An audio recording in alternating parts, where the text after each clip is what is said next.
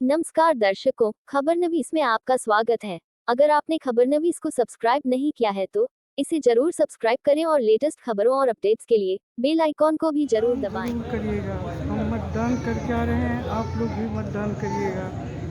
देश की उन्नति के लिए बहुत ज़रूरी है मतदान करना और आपका अधिकार है मतदान करना। गाजीपुर में 7वें चरण का मतदान शांतिपूर्ण ढंग से भरी पुलिस बल की देखरेख में हो रहा है।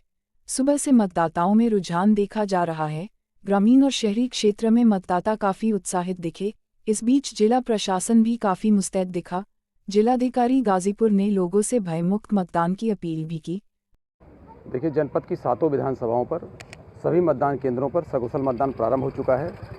हमारी टीम लगातार मुस्तैद है और हम लोग भी लगातार चक्रमण कर रहे हैं। हर मतदेय स्थल पर सीपीएमएफ तैनात है, स्टेट पुलिस और डिस्ट्रिक्ट पुलिस के लोग तैनात हैं और हम लोग शांतिपूर्वक मतदान कराने के लिए कृत संकल्पित हैं और मतदान शांतिपूर्वक ही होगा। सर, क्या अपील करेंगे जनता से आज? हम अपने जनपद के सभी पंजीकृत मतदाताओं से अनुरोध करते हैं, अपील करते हैं कि वो निर्भय और शांत होकर के, निश्चिंत होकर के, भयमुक्त होकर के अपने निकटतम बूथ पर जाएं और सकुशल अपने मताधिकार का प्रयोग करें।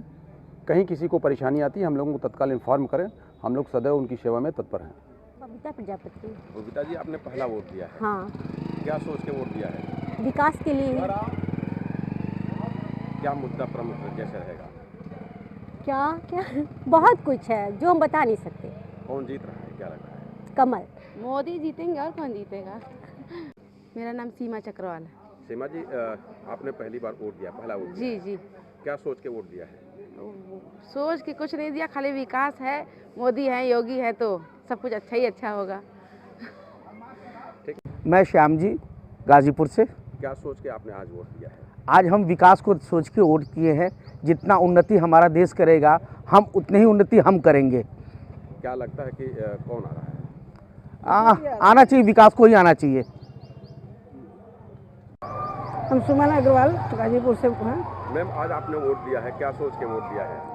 विश्व के उत्थान के लिए जो हमारे मोदी जी कार्य कर रहे हैं, इसीलिए उनको हम सपोर्ट किए हैं कि वो कार्य करते रहें और उनको आना ही है।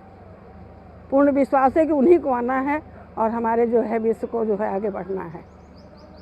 हम लोग जो है अपने लाइन में पहला वोट डाले हैं। प्रियंका जी, आज आपने वोट दिया है, क्या सोच के वोट दिया है?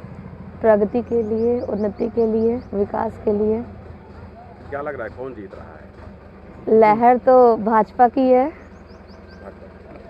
Thank you. Prahlad Rai, Amghat colony Ghazipur. Sir, आज आपने वोट दिया है, क्या सोच के वोट दिया है? विकास सुशासन जो सरकार, योगी सरकार ने किया, उसके विकास के वोट पे वोट किया गया है। क्या कहना चाहेंगे सर आज के वोट में? आज जो प्रशासन ने जो व्यवस्थाएं की है वो बहुत ही सुशासित है और बहुत ही अच्छा व्यवस्था की है और सरकार जो देश राष्ट्र हित में जो काम कर रही है उसको हर भारतीय नागरिक को करना चाहिए और सोचना चाहिए, चाहे जिस भी कास्ट का हो। आज कास्ट पे वोट पड़ रहा है, जात पे वोट पड़ रहा है, लेकिन मैं ये कहना चाहता हूँ कि कास्ट और जात को छोड़ करके पहले राष्ट्र पे वोट पड़ना चाहिए, उसके बाद किसी बात पे को सोचना चाहिए। यह चूँकि लोकतंत्र का महापर्व है, इसमें हमको सुबह सवेरे ही आके मतदान करना चाहिए क्योंकि हमारे राज्य की सरकार बननी है जो हमको सुचिता और सुविधा देगी। हमारे यहाँ आदर्श मतदान केंद्र बनाया गया है, सेल्फी पॉइंट बनाया गया है और तमाम तरह की सुविधाएं दी गई हैं जिससे मतदाता प्रभावित हो और मतदान अधिक से अधिक हो सके। वहीं गाजीपुर की हॉट सीट बनी जहीराबाद में कांटे की टक्कर दिखाई दी, जो नेताओं के बयानों में भी आरोप प्रत्यारोप में भी दिखाई दी। शादाब फातिमा ने ओम प्रकाश राजभर के खिलाफ शिकायत की है तो ओम प्रकाश राजभर ने फिर से अपनी जीत का दावा दोहराया, जबकि बीएसपी प्रत्याशी शादाब फातिमा ने कहा कि उनकी किसी टक्कर नहीं है, वो सीधी लड़ाई में जीत रही हैं।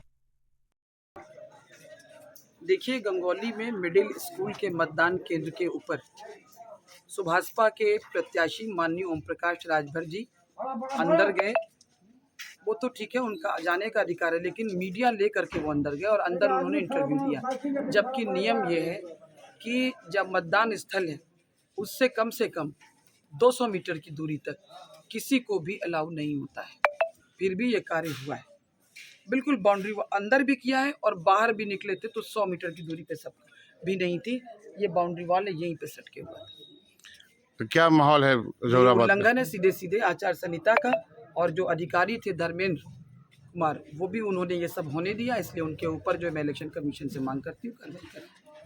जौहराबाद की बात करें, जौहराबाद काफ़ी हार्ड सीटों में शुमार है, आप सीधा टक्कर दे रहे हैं ओम प्रकाश राजभर को। मेरी किसी से कोई टक्कर नहीं है, मैं सीधे सीधे विजेता हूँ। धन्यवाद। यह हताशा और निराशा है। अब जैसे आप आए हैं, अगर आप हमसे पूछ रहे हैं, सवाल पूछेंगे तो उत्तर तो हम देंगे।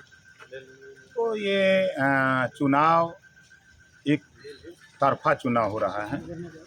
चाहे आप उत्तर प्रदेश के किसी विधानसभा में देखेंगे, हम अगर पूर्वांचल की बात करें या 7वें चरण की बात करें, तो चुनाव हो रहा है मऊ में, आजमगढ़ में, अंबेडकर नगर में, गाजीपुर में, चंदौली, जौनपुर, मिर्ज़ापुर, सोनभद्र, ये चुनाव हो रहे हैं।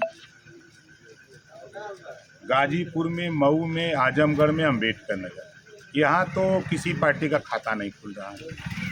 बनारस में 8 सीटें हैं, जिसमें 5 सीटें हम जीत रहे हैं, हमारा गठबंधन जीत रहे हैं। हम अगर बात करें आगे चंदौली की, तो चंदौली में 3 सीटें हम जीत रहे हैं, 1 पे लड़ाई है। जौनपुर में 9 सीटें हैं, 9 सीटों में 7 सीटें हम जीत रहे हैं और 2 सीट पे लड़ाई है।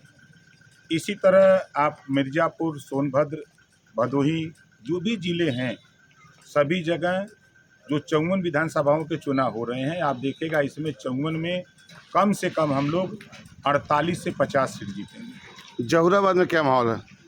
एक तरफा चुनाव है, मतलब जितना बसपा और भाजपा दोनों मिल के पाएंगे, उतना वोट से हम चुनाव जीतेंगे।